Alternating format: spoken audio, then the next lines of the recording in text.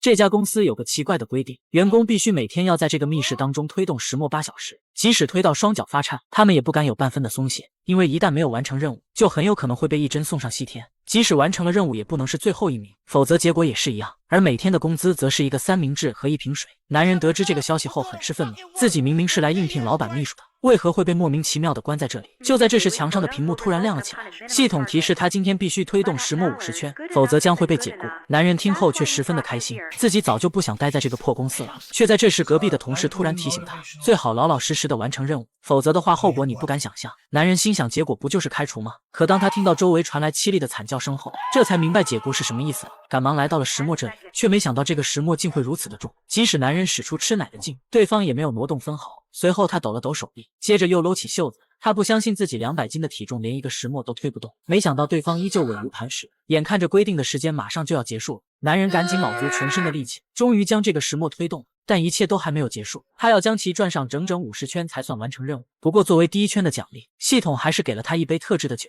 就这样，男人正式成为了公司的一员。日子一天天的过去，他也变得越来越熟练，甚至每天还能双倍完成任务。却没想到，正是他的这个举动，会在日后给其他同事带来一场毁灭性的灾难。作为超额完成工作的奖励，他所得到的水和食物也比其他人多了1倍。不过也有很多连基本配额都不能完成的同事，男人每晚都能听到这些人的惨叫声，这也使得他从来没睡过一个安稳觉。虽然已经来这里推了半年多的石墨了，但他的体重却没有丝毫的变化。不过这些都是次要的。当隔壁的同事得知男人每天的配额是100圈时，不由得大吃一惊，心想这个家伙不会是公司特意招过来搞内卷的吧？再让他这样卷下去，必定要出大事。因为一旦让公司察觉员工的极限远不止50圈后，到时候很有可能就会提高所有人的工作任务。他赶紧告诉对方，每天只需要在基本配额上多完成一点，不成为最后1名就行了。最重要的是，千万不要把自己的每日配额告诉别人，否则对方知道后就会在你的基础上多推上2圈，让你成为最后1名。男人也深知这一点，但一想到家里怀孕的妻子，他就浑身充满了干劲，再次刷新了自己的记录，完成了150圈。却在这时，他的房门被敲响了，工作人员让他赶紧走到门口。男人听后立马开始慌张起来，自己明明超额完成了任务，为何还要被解雇？可工作人员完全不理睬他，只是一个劲的大声呵斥他立马滚过来，紧接着又让他脱掉全身的衣服。面对他们提出的要求，男人虽然不解，但也只能乖乖照做。很快他就变得一丝不挂了。随后他们就打开了房门，被困在这里这么久，如今可以出去本是一个好消息，但现在他却一点也高兴不起来，因为他不知道等待自己的将会是什么。就在他走出来后，前面的机器突然就喷出水来，下一秒工作人员又丢给他一块肥皂。原来完成150圈的奖励就是洗澡。洗完澡后，男人思索了许久，自己推的圈数是不是越多，奖励就会越丰厚，说不定最终还能重获自由。一想到这里，他浑身就充满了力量，直接推完了370圈。推完之后，他心满意足地坐下来休息，心想自己把任务直接超额完成了6倍，一定可以出去了吧。就在他憧憬着自由时，系统开始说话了。 You performed excellent work yesterday. 紧接着就有工作人员从门口递来了一个盒子，男人带着一份疑惑打开了它，却没想到里面只是一支钢笔。系统告诉他这不是一支普通的笔，随后他仔细一看，果然不一般。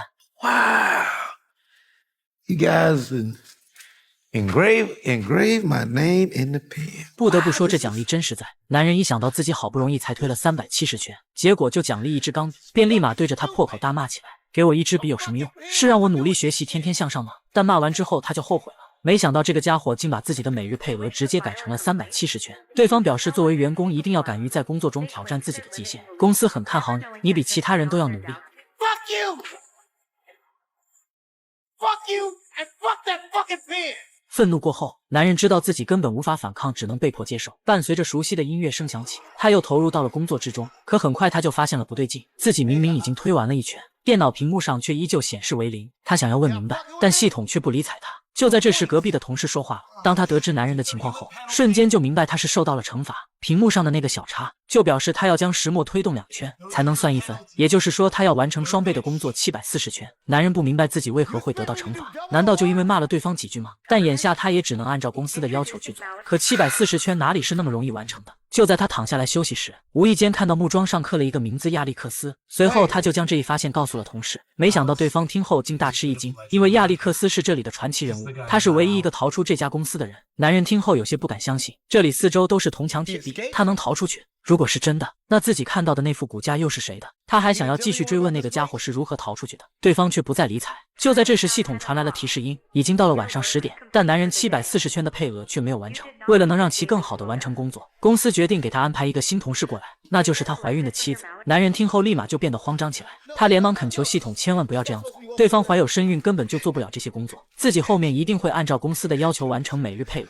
没想到系统竟真的答应了他的请求，只要男人明天按时推完740圈，这个惩罚就会消失。但一码归一码，今天的工作没有完成就要得到惩罚。很快他的头顶上方就升起了一个巨大的三角形烤炉，对方给出的惩罚就是要让他在50度的环境下推完740圈。男人深知这家公司一点人性都没有，再这样待下去迟早都会丢掉性命，甚至还有可能会连累妻儿。他决定要想方设法从这里逃出去。第二天一大早，一晚上没睡觉的他就被系统叫了起来，为了避免妻子被他们抓进来，今天无论如何也要完成任务。就这样，在对他的思念中，男人咬牙推完了740圈，公司对他的惩罚也就随之消失了，甚至还给予了一些奖励，那就是可以看看老婆和孩子。男人不明白，自己明明记得妻子怀孕才半年多，怎么现在就生产了？他知道自己不能再这么耽搁下去，要赶紧想办法逃出去。如果亚历克斯的传说是真的，那这个地方必定是有出路的。就在这时，隔壁的同事终于透露出，那个家伙是在墙上挖了一个通道逃出去的。因为自己也有老婆和孩子，所以他很能理解男人，也希望对方能成功的逃离这里，回到妻儿身边。他听后便立马开始四处打量起来。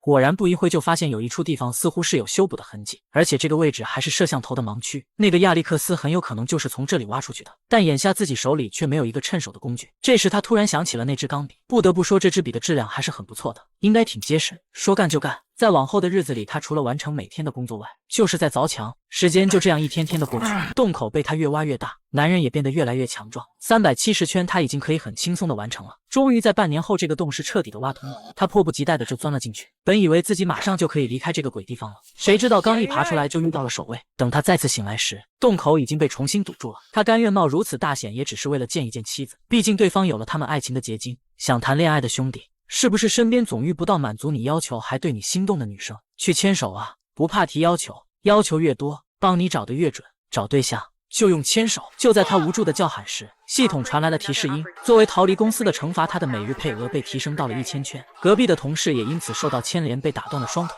不仅如此，其他所有的人都要和男人一样，每天也要完成1000圈。大家听后立马开始对他破口大骂起来，因为他的原因导致全部人都受到了牵连。他并没有理会这些谩骂声，而是跑过去关心起隔壁同事的伤势。没想到对方并没有责怪他，相反他又告诉了男人一个秘密，那就是这里所有人的工作都是基于电脑的算法。他其实就是亚历克斯，并且帮助公司创造了这个系统，却没想到系统竟在这个过程中衍生出了新的算法，导致这里的生存规则变得越来越残酷。他之所以说这些，是因为他相信男人一定可以找到办法打破系统的规则。自从他来到这里后，一切都变了。原本大家为了活命，都只是刚好掐着任务目标去完成，但他一来到这里，就开始不断的打破人体极限，创造奇迹，导致系统紧跟其后不断的变换规则。男人突然想到，大家的工作既然都是基于算法，那如果我们所有人都不工作，系统就无法计算。更重要的是，这样就不会产生最后一名，也就不会有人死去。同事表示理论上是这样没错，但这个系统会自我进化，或许很快就会发现这个漏洞。男人觉得不管怎样，至少也要先尝试一下，于是他立马向所有人说明了自己的想法。 If we don't work, we won't die. Do you hear me? If we don't work, we won't die. We don't fucking work. We don't die.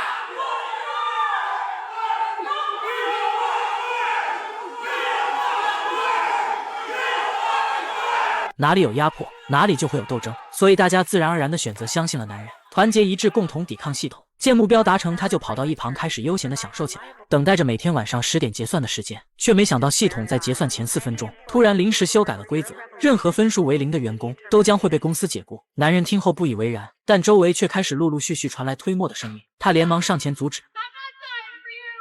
Stop! Please don't do this. Don't let them win.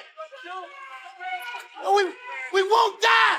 Okay? They can't win if we stick together. 可无论他怎么去劝说，大家都没有丝毫要停下来的意思。在被公司长期的奴役下，他们已经失去了自由的翅膀。隔壁同事很能理解他，因为他也曾经尝试过打破这里的规矩，但最后还是像狗一样的被他们抓了回来。看着屏幕上正不断流失的时间，男人只能又再次脱掉衣服，接受这残酷的命运。他无奈地叹了一口气。此刻的他终于意识到，作为底层人，就连反抗的资格都没有。可仅剩的2分钟，怎么可能推得了1000圈？看着10点的钟声响起，他没有愤怒，也没有破口大骂，因为他明白这就是自己最终的结局了。之后，他和隔壁的同事聊了很多，2人都表现得十分淡定，没有埋怨，也没有指责，默默等待着死亡的降临。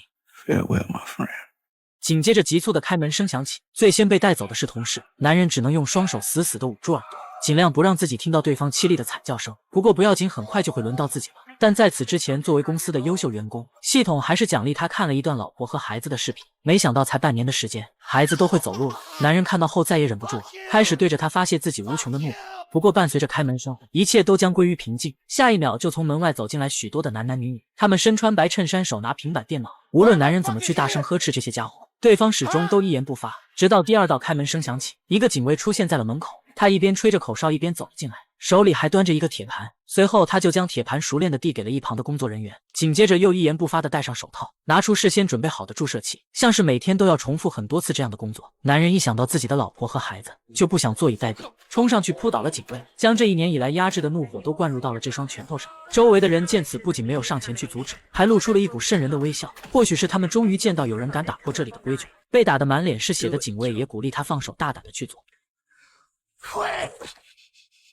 原来这一切都是在面试，这家公司就是通过这种实验来考验每个员工的工作能力。显然男人的表现得到了他们的认可，他不仅有出色的领导能力，还敢于去创新打破规矩。随后领导直接给他安排了一个经理的职位，不仅有一间独立的办公室，工作也十分的简单，就是坐在这里刷视频，并且还提供住宿和1日3餐。更重要的是有五险一金。等领导走后，他立马拨通了妻子的电话，但当男人听到手机里传来系统的声音后，他意识到这一切都还没有结束，自己还身处在这场实验之中，只不过是从普通员工晋升成了经理。